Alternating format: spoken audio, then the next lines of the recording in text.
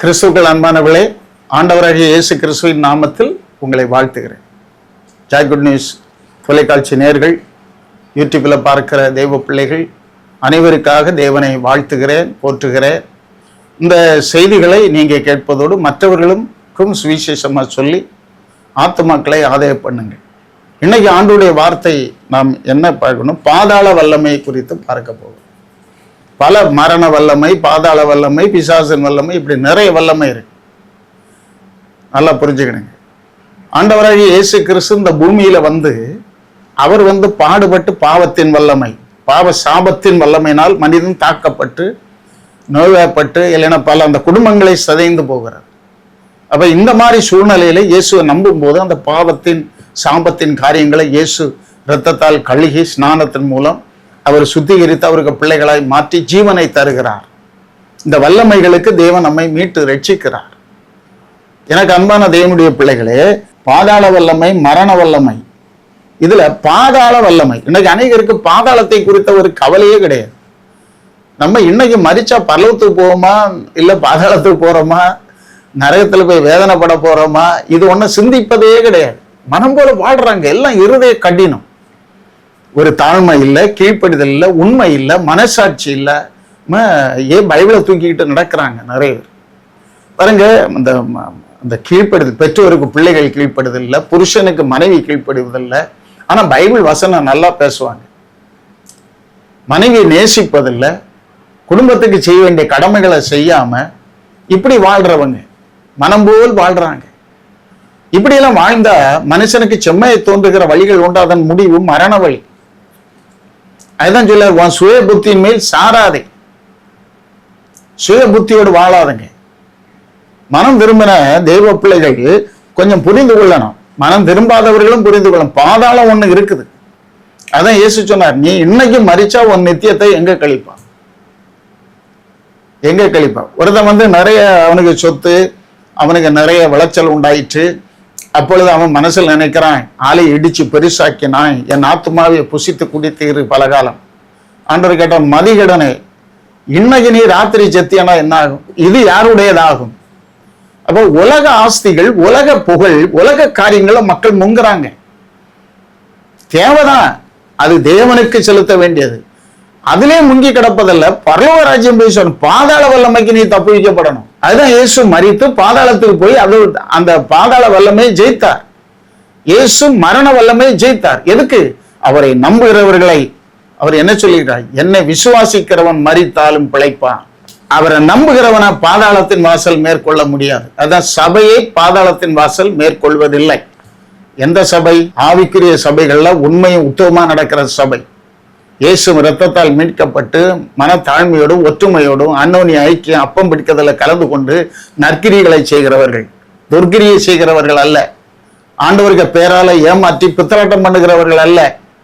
எனக்கு அன்பான தேவ ஜனமே, பாதாளம் ஒரு பயங்கரமானது. நீங்க புரிந்து கொள்ளுங்க. பாதாளத்தை குறித்து நிறைய பேசலாம். ஆனா கொஞ்ச நேரம் சில காரியங்களை உங்களுக்கு நான் சொல்லுகிறேன். நீங்க புரிந்து கொள்ள வேண்டியது மிகவும் முக்கியம். இந்த பாதாளத்தை தேவன் ஏன் அந்த படைச்சாரு தெரியுமா? இந்த பாதாளம் யாருக்குரியது தெரியுமா? மனுஷன் பாவம் செய்து விழுந்த போது, மனுஷன் கீழே தள்ளப்பட்ட போது, இல்லைன்னா பிசாசு தேவனுக்கு மேல தன்னை உயர்த்தி லூசிபர் அவனை சேர்ந்த கூட்டமும் கீழே தள்ளப்பட்ட போது பாதாளம் உண்டாயிற்று, நரகம் உண்டாயிற்று. வாசிக்கலாம். மத்தேயு 25ஆம் அதிகாரம் 41ஆம் வசனம் சொல்லுகிறது. இது யாருக்கு உருவாக்கப்பட்டதுன்னா அங்கே ஆண்டவர் இயேசு சொல்றார். அப்பொழுது இடது பக்கத்தில் இருப்பவர்களை பார்த்து, அவர் சபிக்கப்பட்டவர்களே, என்னை விட்டு பிசாசுக்காகவும் அவன் தூதர்களுக்காகவும் ஆயத்த பண்ணப்பட்டிருக்கிற நித்திய அக்னியிலே போங்க. நித்திய அக்னி. பாதாளத்துல அக்னி இருக்கு. பாதாளத்துல பல பகுதிகள் இருக்கு. அன்பான தெய்வ பிள்ளைகளே, அப்ப இது யாருக்கு படைச்சது? பிசாசுக்கு, அவன் தூதனுக்கு. அப்ப ஏன் இந்த கூட்டத்தை அங்க தள்ளியாரு? வலது பக்கம் இடது பக்கம் நிக்கிறத பார்த்து நற்கிரியே இல்லை. ரட்சிக்கப்பட்ட ஆளுதான், ஆனா ஒரு நன்மை செய்வது கிடையாது. ஒரு கனி இல்லை. அதான் கனி கூடாத மரம் எல்லாம் விட்டு அக்கனியில் போடப்படணும்னு சொல்லப்பட்டது போல அவர்களை தேவன் போடுகிறார். அப்ப பாதாளம்னு ஒண்ணு இருக்குது பாருங்க. அது நித்திய நரகம், நித்திய அக்கினி அங்கு இருக்கிறது. நீங்க ஐஸ்வர்யவான் லாசரு கதையில அந்த ஓமை ஆண்டவர் சொல்லும் போது 2 பேரும் மரித்தார்கள். ஆனா லாசரு ஆபிரகாம் மடியில தேற்றப்படுகிறார். இந்த ஐஸ்வர்யவான் இங்க பெரிய ஆளுதான். அவன் வந்து ஐஸ்வர்யம், உலகத்துல புகழ் பெற்றவன், நல்ல வசதி, நல்ல சாப்பாடு, நல்ல துணிமணிகள் எல்லாம் இருக்கு. ஆனா இவன் மரித்த போது என்ன ஆச்சுன்னா இவன்கிட்ட நற்கிரியே இல்லை. இந்த ஏழை பசியா கிடைக்கவனுக்கு ஒரு நேரம் ஆகாரம் கொடுக்க. இப்ப நிறைய பேருக்கு அந்த ஏழைகளுக்கு சிலர் நல்லா செய்யறாங்க. அவங்களுக்கு நிச்சயமா ஆண்டவர் அதுக்குள்ள பலனை என்மையிலும் மறுமையிலும் கொடுப்பார். அப்படி செய்யறவங்க இருக்கிறாங்க. அது வந்து எந்த மதமோ இருந்தாலும் சிலர் நல்லா செய்கிறாங்க. அதுக்காக ஆண்டவரை துதிக்கிறேன். ஆனா சிலருக்கு ஏழைகளை கண்டா பிடிக்காது. எவ்வளவு இருந்தாலும் எச்சிக்கையால் காக்கையை ஓட்டாதவர்கள். இயேசுகிட்ட ஒருத்தன் வந்தா பாருங்க, நித்திய ஜீவனை பெற என்ன செய்யணும்? கற்பனை கைக்குள். அது சின்ன வயசுல என்ன கைக்குள்ள. சரி, அப்ப நீ வந்து உனக்கு உள்ளதில் விற்று ஏழைகளுக்கு கொடு. மனம் இல்லாம போயிட்டான். அவன் திரளான ஆஸ்தி உடையவன். அவன் மனவேதனோட போறான். அதுல ஒரு பகுதியை விட்டு கொடுக்கலாம் இல்லையா? இந்த சகைவு காட்டாத்தி மரத்திலேன்னு இறங்கி வந்த உடனே அவன் என்ன சொல்றான்? தேவன் கூப்பிட்டதும் ஆண்டவர் அவன் வந்து தன் பாவத்தை உணர்றான். உணர்ந்து சொல்ல, நான் அநியாயமா யாரிடத்துல வாங்கினாலும் 4 எத்தனையா கொடுத்துறேன், என் சொத்துல பாதி ஏழைகளுக்கு கொடுத்துறேன். அப்ப இந்த ஐஸ்வர்யமா என்ன செய்யணும்? பாதியாவது விட்டு, நிறைய இருக்கு, நீ பூஜை தலையில வச்சு கொண்டா போற. உனக்கு நீ மறுவாழ்வுக்குள்ள புண்ணிய நீ தேடாண்டாமா? எல்லாம் சேர்த்து கூட்டி வச்சுட்டு எங்க கொண்டு போக போற? உன்னை புதைக்கும் போது உனக்கு என்னதான் கொடுத்து அனுப்புவாங்களா? கொஞ்சம் நல்ல வேஷ்டி அல்லது ஒரு பேண்ட், ஒரு சட்டை பழையது, இப்படி என்னதான் வச்சுதான் உள்ள பூத்துவாங்க. ஆனா அந்த சரீரத்தோட பாதாளத்துல கிடைக்க ஐஸ்வர்யமா? ஏன்னா சரீரம் வேகுது, அக்கினியில் வேகிறேன். பாதாளம் ஒரு குடியது. அதனால பாதாளத்துக்கு யாரும் போயிடக்கூடாது. இந்த செய்தி கேட்கிற தேவ பிள்ளைகளே, நீங்க பரிசுத்தமா, நீதியா, உண்மையா வாழணும். நீங்க ஆண்டவர் இயேசுவின் இரத்தத்தால் கழுகப்பட்ட பிள்ளைகளா இயேசுவையே நீங்க சேவித்து ஆராதித்து, ஆண்டவரே என்னை பரிசுத்தப்படுத்தணும்னு கேட்டு, இந்த பாதாள வல்லமை, மரண வல்லமை, துர்மரணம் பாருங்க, உலகத்துல எப்படி எல்லாமோ மரணங்கள் இன்னைக்கு நடக்கு. இந்த துர்மரணம், காலத்துக்கு முன் வருகிற தீமைகள் எல்லாத்துக்கும் என்ன விலக்கணும், நீங்க ஜெபிக்கணும். இங்க பாருங்க, சங்கீதம் 49:15 சொல்லுகிறது, தேவன் என் ஆத்துமாவை பாதாள வல்லமைக்கு தப்பித்து மீட்பார், அவர் என்னை ஏற்றுக்கொள்வார். சங்கீதக்காரர் தாவீது சொல்றார். பாதாளத்துக்கு ஒரு வல்லமை, அந்த பாதாள வல்லமைக்கு தேவன் என்னை தப்புவித்து மீட்பார். அந்த விசுவாசத்தை பார்த்தீங்களா? அவன் தேவனை பின்பற்றுகிறவன். தாவீதுக்கு என்னென்ன பாடு வந்தது, எவ்வளவு சத்துருக்கள் கொல்லணும்னு எல்லாம் இழந்து ஒழிச்சு ஓடிட்டு இருந்தானே, பசியோடு பட்டினியோடு, அவனோடு கூட இருந்தவர்களும். ஆனா அவர் என்ன சொல்லாரு? அவரை தான் பின்பற்றினார், தேவன் மேலதான் தாகம் கொண்டார். தேவனே உண்மையில் சங்கீதம் 63:1 படிச்சு பாருங்க. அதிகாலமா தேடுவேன், வறண்டதும் உடாய்ந்ததும் தண்ணீரற்றதுமான நிலத்திலிருந்து என் ஆத்துமா தாகமாயிருக்கிற. தாவீதுக்கு காரியத்தை பார்த்தா தேவன் மேலதான் தாகம், ஆலயத்தின் மேல தாகம் வாஞ்சம். இன்னைக்கு இருக்கிற தேவ பிள்ளைகளுக்கு ரட்சிக்கப்பட்ட 5 வருஷம் ஆச்சு, 2 வருஷம் ஆச்சு, 10 வருஷம் ஆச்சு, 20 வருஷம் ஆச்சு, தேவன் மேல உள்ள தாகம் இல்லை. தேவன் மேல் உள்ள ஆசையும் தாகமும் எப்போ குறையுதோ உன் ஜெபம் குறையும். நீ சரியா வாழ மாட்ட, நீ கள்ளத்தனம் பண்ண ஆரம்பிப்ப, நீ அவிசுவாசம் அடைவ, நீ பின்மாறுவ. தேவன் மேல் உள்ள அன்பும் அவர் மேல் உள்ள ஆசையும் சாகர காலமும் வேற குறையக்கூடாது. இதை தேவ பிள்ளைகள் புரிந்து கொள்ளுங்க. உங்களுக்கு அவர் மேல அன்பு இருக்கா? அன்பு அவரை பிரிக்காதே. அன்பு பயத்தை புறம்பே தள்ளும். அதனால நீங்களும் பயப்படாதுங்க, நீங்க தேவன் மேல தாகம் வைங்க. அதனாலதான் அவரு சொல்லுகிறார் தைரியமா, தேவன் என் ஆத்மாவை பாதாளத்தின் வல்லமைக்கு தப்பித்து மீட்பார், அவர் என்னை ஏற்றுக்கொள்வார். சங்கீதம் 16:10 சொல்லுகிறது, என் ஆத்மாவை பாதாளத்தில் விடீர், உங்களுடைய பரிசுத்தவானை அழிவை காண விடீர். அப்ப தேவ பிள்ளைகளே, நம்ம பரிசுத்தமா வாழணும். அப்ப ஆத்மாவை பாதாளத்தில் விடீர். அப்ப நம்ம ஆத்மா இந்த சரீரத்தோட தான் போவோம். கல்லறையில கொண்டு வச்சாலாம் பாருங்க அழுகி போகும் அப்படின்னு எல்லாம் நம்ம இந்த உலக இது. ஆனா உண்மையிலே ஆத்மா இந்த பரலோகத்துக்கு போற ஆத்மா வந்து மறுவாங்கி தான் போகும், மனவாட்டி. ஆனா பாதாளத்துக்கு போறவைய இந்த சரீரத்தோட தான் போவாங்க. இந்த ஐஸ்வர்யம் அப்படித்தானே பாதாளத்துல கிடந்தாரு. இயேசு கிறிஸ்து ஒரு இடத்துல சொல்லுவார் இல்லையா, உங்க மாம்சத்தை கொல்லியவனுக்கு பயப்படாது, உன்னுடைய ஆத்மாவையும் சரீரத்தையும் நரகத்தில் போட வல்லவருக்கு பயப்படும். பாத்தீங்களா?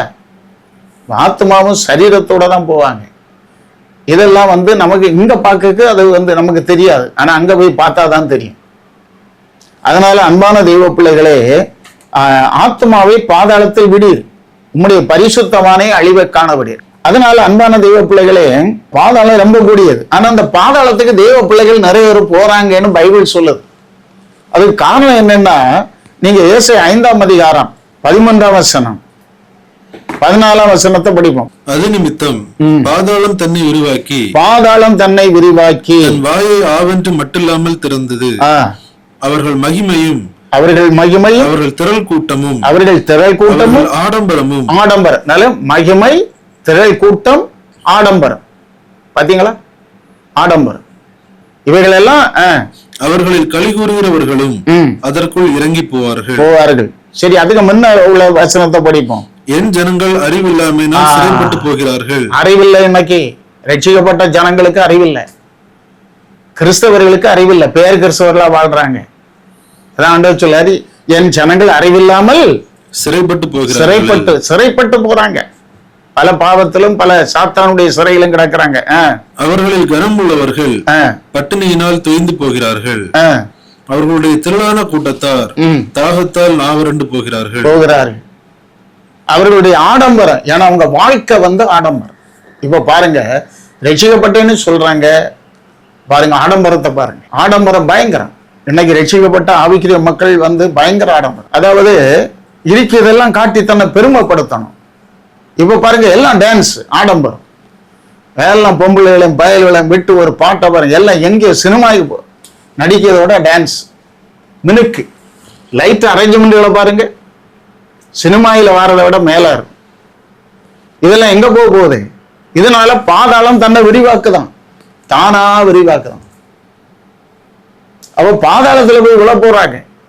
ஏன் போறாங்க? இப்படி நடக்கிறவங்களை விழுங்குக்கு பாதாளம் தானா விரிவாகுது. கர்ப்பவதிக்க வயிற்றுல இருக்க பிள்ளை வளர வளர கர்ப்பப்பை விரிவாவது போல அங்க திரள் கூட்டம் போய் சேர போகுதான். ஏன்னா எங்கேயும் பாருங்க, சத்தியத்தை சொல்லி இடத்துல வரமாட்டாங்க. சத்தியத்துல வாழக்கு மனசே இல்லை மக்களுக்கு. எல்லாம் துள்ளணும், குதிச்சணும், ஜெபிக்க கூடாது, பாருங்க ஒழுங்கா இருக்கக்கூடாது, பொய் பேசக்கூடாது, நீதி நேர்மையா வாழணும், பரிசுத்தமா வாழணும். நமக்கு அந்த மாதிரிப்பட்ட காரியத்துக்கு மனதை செலுத்தாம பாருங்க, வஞ்சிக்கிற ஆவிகளுக்கும் வஞ்சிக்கிற ஊழியர்களுக்கும் பாருங்க, அந்திகிறிஸ்துவின் ஆவி பிடிச்சவர்களுக்கு பின்னால ஓடி ஓடி அநேகர் அந்த மாதிரி போய் பாதாளத்துக்குள்ள போறாங்க. ஆடம்பரம், மினுக்கு, வாத்தியங்கள் எல்லாம் பாதாளத்துக்குள்ள இறங்கணும் வேதம் சொல்லுது. அதனால பாதாளத்துக்குள்ள போயிடாதுங்க யாரும். 14ஆம் வசனத்துல அதான் சொல்லு, பாதாளம் அதன் நிமித்தம் தன்னை விரிவாக்கி தன் வாயை ஆவென்று மட்டில்லாமல் திறந்தது. கர்த்தருடைய பரிசுத்த நாமம் மகிமை. எண்ணாகமம் 16:22-33 வரை படிச்சு பாருங்க. எண்ணாகமம் 16:22-33 வரை படிச்சு பாருங்க. அன்பானவர்களே, எண்ணாகமம் 16:28-33 வரை கண்டிப்பா அதை குறிப்பிடப்பட. கோராகு கூட்டத்தார் மோசே ஆரோனுக்கு எதிராக எழும்பினார்கள். எழும்பி பல விஷயங்கள் நடந்தது. கடைசியில் அவங்க எப்படி போனாங்க பாருங்க, உயிரோட பாதாளத்துல இறங்கினாங்க. அவங்க பொண்டாட்டி, பிள்ளைகள், ஆடு மாடுகள் எல்லாமே பாதாளத்துக்குள்ள போச்சு. சபைக்குள்ள இருந்துகிட்டும் பிரச்சனை உண்டாக்குகிறவங்க, உண்மையா இல்லாதவங்க, இதெல்லாம் அங்கதான் போய் சேர போகுது. சேரணும்னு நாங்க பிரசங்கியில திருந்தி வாழணும்னு பிரசங்கிக்கிறோம். அந்த இடத்துக்கு யாரும் போகக்கூடாது. எனக்கு அன்பான தெய்வ பிள்ளையே, அவர்கள் மகிமையும் அவர்கள் திரள் கூட்டமும் அவர்கள் ஆடம்பரமும் அவர்களின் களி கூறுதலும் அதற்குள் இறங்கி போவார்கள். அப்படித்தானே பைபிள் இருக்கு, ஏசாயில 5ஆம் அதிகாரத்துல. அப்ப நம்ம இன்னைக்கு என்ன பண்ணிட்டு இருக்கிறோம்? திரள் கூட்டம் கூடுது அங்க பெருசுன்னு கஷ்டப்பட்டு ஜெபம் பண்ணி எடுத்து கொஞ்சம் நல்லா ரட்சிப்புகளை கொண்டு வந்த பிறகு ஒரு திரள் இங்க கொஞ்சம் இருக்கும், அங்க நிறைய கூடிய இடத்துக்கு ஓடிடு. இப்படி எல்லாம் சபை தாவி ஓடி நன்றியற்று மனசாட்சி இல்லாம ஓடுறவங்க எல்லாம் ஒரு நாளும் ஆண்டவர் அங்கீகரிக்க மாட்டார். அதை நீங்க புரிந்து திருந்தி வாழுங்க. உங்களுக்கு வச்ச ரூட்ல தான் நீங்க ஓடணும். அப்படிதான் பைபிள், நியமித்த ஓட்டத்துல ஓடு. உங்களுக்கு எனக்கும் நியமித்த ஒரு ஓட்டம் இருக்கு, அதுலதான் பொறுமையோடு ஓடணும். உனக்குன்னு ஒரு குடும்பம் இருக்கு, அந்த குடும்பத்தை தான் நீ கட்டி எழுப்பணும். அது பெருசோ சின்னதோ பாடோ கஷ்டமோ, உன் சிலுவையை சுமந்து கொண்டுதான் நீ பின்பற்றணும். உனக்கு வருகிற பாடுகள் வழியாக தான் நீ இயேசுவை நம்பி விசுவாசித்து முன்னேறணும். கலப்பையில கை வச்சுட்டு பின்னிட்டு பார்க்காத. கர்த்தருடைய பரிசுத்தம் மகிமை அடைவதாக. அன்பான தெய்வ பிள்ளைகளே, அதனால அவரவருக்குன்னு கொடுக்கப்பட்ட ஒரு ரூட் இருக்கு, அவரவருக்குன்னு நியமித்த ஒண்ணு இருக்கு. அவரவர் ரட்சிப்புகளை நடத்தி அவங்களுக்காக பாடுபட்டு உபவாசித்து ஜெபித்த ஊழியக்காரங்களை எல்லாம் கொஞ்சம் நல்லா வந்த பிறகு விட்டுக்கிட்டு உங்களுக்காக கஷ்டப்படாத, உங்களுக்காக ஒன்றும் செய்யாத பெரிய கூட்டத்தில் போய் இருந்துக்கிட்டு நீங்க கைத்தட்டிட்டு இருந்தா தேவன் அதை ஏற்றுக்கொள்வாரா? அதை நீங்களே சிந்திச்சுக்கிடுங்க. இனி பாருங்க, தேவ பிள்ளைகளுக்கு மரண கண்ணிகளை பிசாசு கொண்டு வருவான். ஏன்னா நேரத்தை இந்த ஆளை தட்டிட்டா இந்த அபிஷேகம் பெயரும், இந்த ஞானம் பெயரும், இந்த அற்புதங்கள் பெயரும், இது மக்களுக்கு போகாதுன்னு பிசாசு கொள்ள காலிக்கம் பார்த்துட்டு இருப்பான். அது பாருங்க, வெளிப்படுத்தல் 12:11, மரணம் நேரிடுகிறதா இருந்தாலும் அதற்கு தப்பும்படி தங்கள் ஜீவனையும் பாராமல் ஆட்டுக்குட்டியின் இரத்தத்தினாலும் தங்கள் சாட்சியின் வசனத்தினாலும் சாத்தானை ஜெயித்தார்கள். அப்ப நம்ம சாத்தானை எப்படி ஜெயிக்கணும்? தேவ பிள்ளைகள், மரணம் நேரிடுகிறதா இருந்தாலும் மரணத்தின் வல்லமைக்கு நம்ம தப்பும்படி பாருங்க, தங்கள் ஜீவனையும் பாராமல், ஜீவனை ஒரு பொருட்டான கூட தன் ஜீவனை ரட்சிக்க விரும்புகிறவன் அதை இழந்து போவான். தன் ஜீவனையும் பாராமல் ஆட்டுக்குட்டியின் இரத்தத்தினாலும் சாட்சியின் வசனத்தினாலும் சாத்தானை ஜெயித்தார்கள். அப்ப இயேசு கிறிஸ்துடைய இரத்தம் எவ்வளவு மேன்மை! இன்னொரு இடம் பாருங்க, சாட்சியின் வசனம். இணை வசனம் தெரியாதே, வசனம், சாட்சியின் வசனம். வசனத்தை சொல்லி அடிக்கணும், தாவீது அடிச்ச போல கோலியாத்த. வசனமே படிப்பில்லை, வசனம் தெரியாது, ஒரு விஷயம் தெரியாது, சும்மா ஒரு ஆடல் பாடல், ஒரு ஆவில நிரம்புதல், அப்படியே ஜெபம், அதோட பெயர். இப்போ உள்ள கலாச்சாரம் அப்படிதான் போகுது. வசனம் படிப்பதில்லை, காத்திருப்பதில்லை, பலன் அடைவதில்லை, ஏதோ மேப்பிச்சில ஓடும். ஒரு பிரச்சனை வந்தாலும் உடனே சோர்ந்து போவது, உடனே பாருங்க பின்மாறுவது, முறுமுறுப்பது, இப்படி எல்லாம் இன்னைக்கு நிறைய பேர் இருக்கிறாங்க. நல்லா புரிஞ்சுக்கிடுங்க. அப்ப மரணம் நேரிடுகிறதா இருந்தாலும் அதுக்கு தப்பணும்னா நீங்க வர வசனத்தை எடுத்து அடிச்சான். தாவீது என்ன சொன்னாரு? நீ கோலந்தடியோட வார, நான் இஸ்ரவேலின் ராணுவங்களின் தேவனுடைய நாமத்தினால வாரேன். பாருங்க, தேவனுடைய நாமம், இயேசுவின் நாமம், அதிசய நாமம், வல்லமை உள்ள நாமம், பேய்களை துரத்து நாமம், வருகிறேன்னு சொன்ன நம்ம வசனங்கள் எடுத்து அடிக்கணும். அப்பதான் ஜெயம் கொள்ள முடியும். வசனம் நல்லா படிங்க, கர்த்தருடைய நாமம் மகிமை அடைவதாக. அதனால எனக்கு அன்பான தேவனுடைய பிள்ளைகளே, நீதிமொழிகள் 7:27 வசனத்தை நாம் பார்ப்போம். அவள் வீடு பாதாளத்துக்கு போகும் வழி, அது மரண அறைகளுக்கு கொண்டு போய்விடும். அது மரண அறைகளுக்கு கொண்டு போய்விடும். பாத்தீங்களா? வேசிங் இடத்துல போறது, விபச்சாரம் பண்ணுவது, தன் மனைவி விட்டுட்டு ஓடுவது, புருஷனை விட்டுட்டு ஓடுவது, ரகசிய பாவங்கள். ஆண்டவர் சொல்லியாரு, வேசி கள்ளனை விபச்சாரக்காரனை நியாயந்தீர்ப்பாராம், புதிய பாடம். இதெல்லாம் பாதாளத்துக்கு போயிடும். அதனால அன்பான தெய்வ பிள்ளைகளே, இப்படிப்பட்ட விஷயங்களுக்கு உங்களை விலைக்கு காத்துக்கொள்ளுங்க. பாதாள வல்லமையில யாரும் போய் சிக்கிறாதுங்க. பரிசுத்தமா வாழுங்க, நீதியா வாழுங்க. கர்த்தருடைய பரிசுத்த நாமம் மகிமைப்படுவது. தாவீது ஆண்டவருக்கு பிரியமா வாழ்ந்தான், அவருடைய இதயத்துக்கு ஏற்றவனா இருந்ததுனால அவனை பாதாள வல்லமைக்கு, சங்கீதம் 18:4-5 படிச்சு பாருங்க, மரண கட்டு பாதாள கட்டுக்கெல்லாம் அவனை விலக்கி காத்தார். மரணம் இடையில துரு மரணத்துக்கு விலக்கி காத்தார். நல்லா புரிஞ்சுக்கிடுங்க. வெளிப்படுத்தல் 1:18 இயேசு சொல்லாரு, மரித்தேன் ஆனாலும் இதோ சதாகாலம் உயிரோடு இருக்கிறேன், நான் மரணத்தின் தரவுகளையும் பாதாளத்தின் தரவுகளை உடையவராக இருக்கிறேன் அப்படின்னு அவர் சொல்லார். அப்ப அதையெல்லாம் ஜெயிக்க தான் அவர் மரித்து, சிலருக்கு அது தெரியாது, பாதாளத்துக்கு போனார், மரணத்தை ஜெயிச்சார். அதனாலதான் நம்ம அவரை விசுவாசிக்கும் பொழுது, அவர் வழியில் நடக்கும் போது, நம்ம மரணம் வந்தாலும், காலத்துக்கு முன் அந்த ஆண்டவருக்கு வருகைக்கு முன் நாம் மரித்தாலும், நம்ம உடனே இளைப்பாறுதலுக்குள்ள நித்திய ஜீவனுக்குள்ள நம்ம போகிறோம், அவர்கிட்ட போயிடுறோம். அல்லாம நம்ம மரிக்கும் போது என்ன ஆகுதுன்னா பாதாளத்துக்குள்ள போயிடும். எனக்கு அன்பான தேவ பிள்ளைகளே, உங்களை இந்த பாதாள வல்லமைக்கு தேவன் உங்களை விலக்கி மீட்பாராக. பாதாளம் கொடியது.